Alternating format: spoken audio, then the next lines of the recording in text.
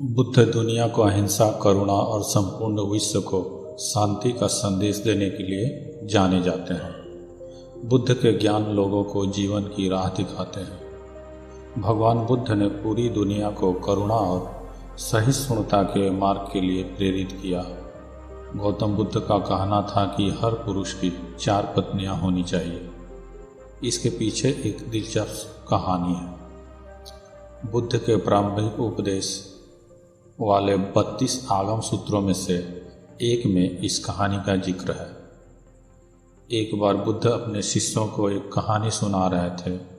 कहानी के अनुसार एक आदमी की 4 पत्नियां थीं। प्राचीन भारत की सामाजिक व्यवस्था ऐसी थी जहां एक पुरुष कई पत्नियां रख सकता था। समय बीतने पर वो व्यक्ति बीमार पड़ गया और उसे अपनी मौत करीब दिखाई देने लगी। जीवन के अंत में वो बहुत अकेलापन महसूस करने लगा।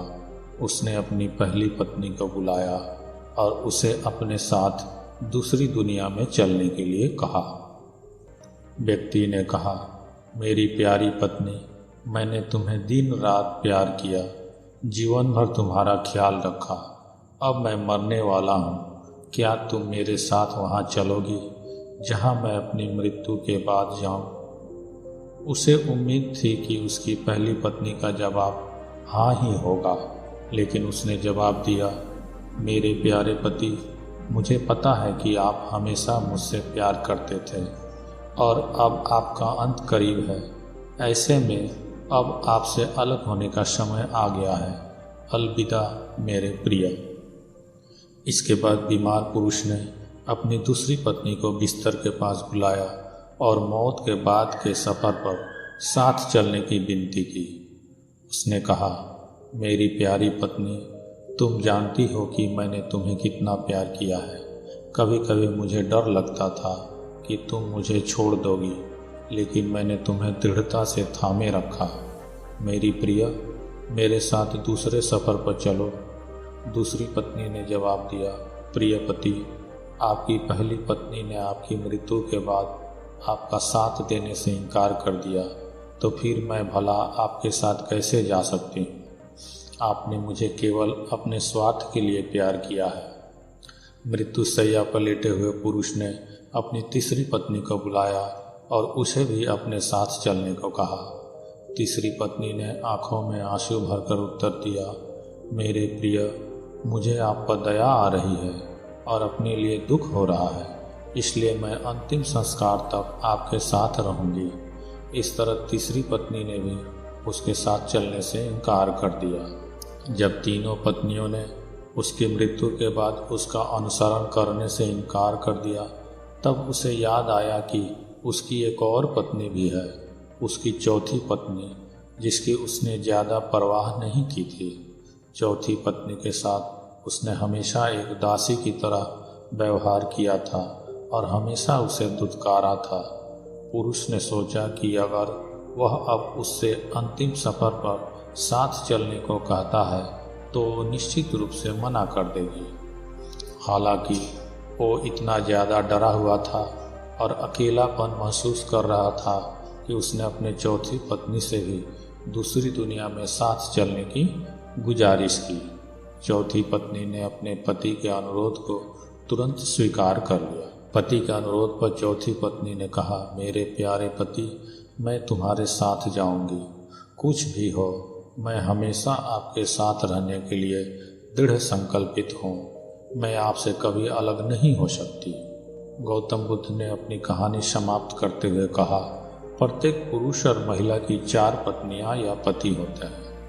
हर एक का खास मतलब होता है। पहली पत्नी या साथी हमारा शरीर होता है, जिसे हम दिन रात प्यार करते हैं। सुबह के समय हम अपना चेहरा धोते हैं, कपड़े और जूते पहनते हैं, हम अपने शरीर को भोजन देते हैं। हम पहली पत्नी की तरह अपने शरीर का ख्याल रखते हैं, लेकिन दुर्भाग्य से जीवन के अंत में शरीर यानी पहली पत्नी अगली दुनिया में हमारे साथ नहीं जा सकती। बुद्ध ने कहा, जब अंतिम सांस हमारे शरीर को छोड़ती है तो चेहरे का रंग बदल जाता है और हम अपने उज्जवल जीवन को खोने लगते हैं। हमारे प्रियजन इकट्ठा होकर विलाप कर सकते हैं, लेकिन इसका कोई फायदा नहीं होता है। ऐसे समय में शरीर को अंतिम संस्कार के लिए एक खुले मैदान में रख दिया जाता है और सिर्फ सफ़ेद राख बच जाती है। यह हमारे शरीर का गंतव्य है। दूसरी पत्नी हमारे भाग्य, भौतिक चीज़ों, धन संपत्ति, प्रसिद्धि, पद और नौकरी को दर्शाती है। हम इन सभी भौतिक चीज़ों से काफ़ी जुड़ाव महसूस करते हैं, जिसे पाने के लिए हमने कड़ी मेहनत की है। हम इन चीज़ों को खोने से डरते हैं और बहुत कुछ पाने की इच्छा रखते हैं, लेकिन इनकी कोई सीमा नहीं है। जीवन के अंत में ये चीज़ें मृत्यु तक हमारा पीछा नहीं छोड़ती, पर हमारे भाग्य ने जो भी इकट्ठा किया है उसे हमें छोड़ना ही होगा। हम इस दुनिया में खाली हाथ आए हैं और मृत्यु के बाद भी हमारे हाथ खाली होते हैं।